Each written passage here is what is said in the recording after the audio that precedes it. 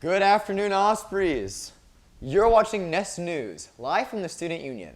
I'm your host, Chase Artman. Today, we'll be taking a look at a newly passed Florida bill, talking about new UNF COVID policies, and kicking off our baseball and softball seasons. So get ready, Ospreys, because Nest News starts now.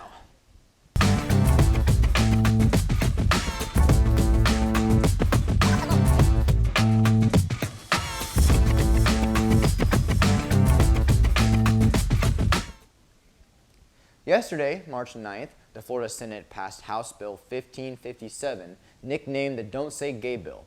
The final vote was 22-17. It was delivered to the Senate after passing through the fiery debates of the Florida House. The bill currently sits on the desk of Governor Ron DeSantis, who is expected to sign his approval. Here's some footage of the debates that went on inside the Senate.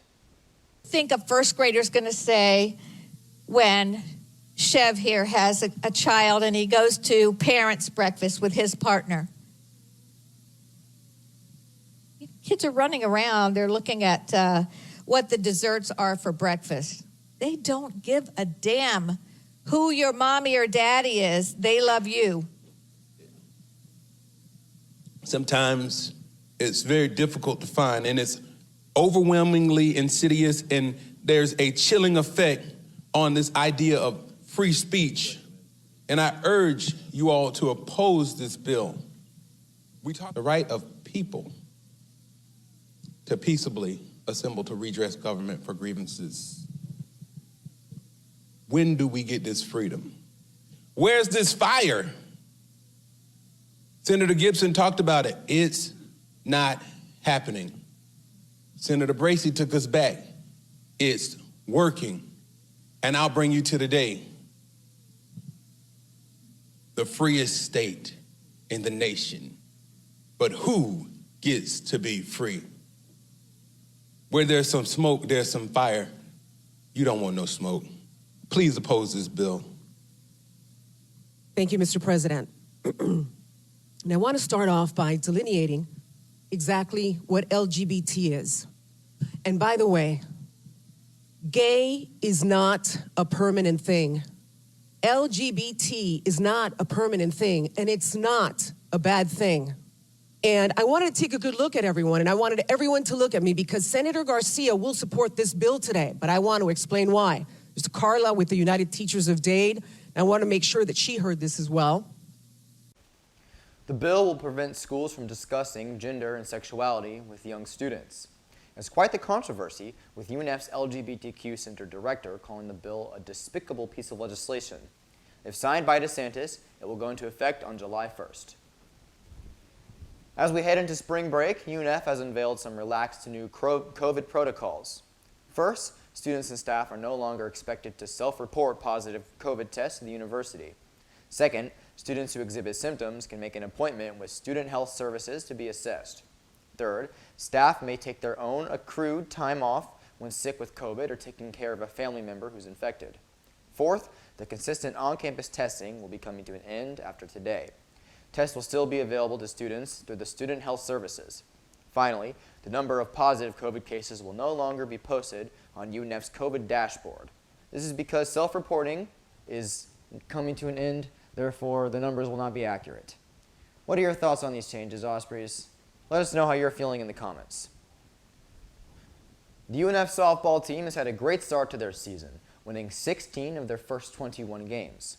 Over the weekend, they hosted the UNF JU Spring Break Challenge and won all 5 of their games during the event. The Ospreys put up 27 runs without allowing a single run on defense. In fact, they've gone 7 consecutive games without allowing a single run, a truly impressive feat. UNF baseball also hosted games this week, including one of their biggest games of the year against the University of Florida. Although we lost this game, they won their second game of the season last Wednesday against the South Florida Bulls. Over the weekend, the team went up against the Boston College Eagles. UNF struggled in the first 2 games of the series, but the offense came through on Sunday to pick up a big win. The UNF beach volleyball team also won big over the weekend during the UNF Invitational. The Ospreys won 4 of 5 matches, ending the weekend with a win over Jacksonville University.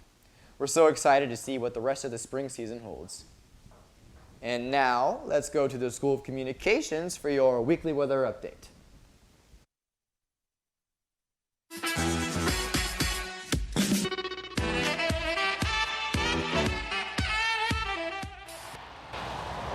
Hey there, Ospreys. Welcome to a weather edition of Inside Swoop in 90. I'm Haley Jones, here to give you the top weather news and the local forecast. Storms moved through the south Wednesday, causing damage to communities in Alabama, Georgia, and Florida. As the storms moved, many spawned tornadoes that ripped roofs off homes and brought down trees.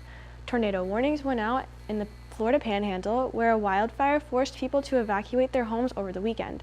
Authorities hope the rain will aid in efforts to put out the flames. Taking a look at today's forecast, we'll see showers on and off today with a chance of thunderstorms.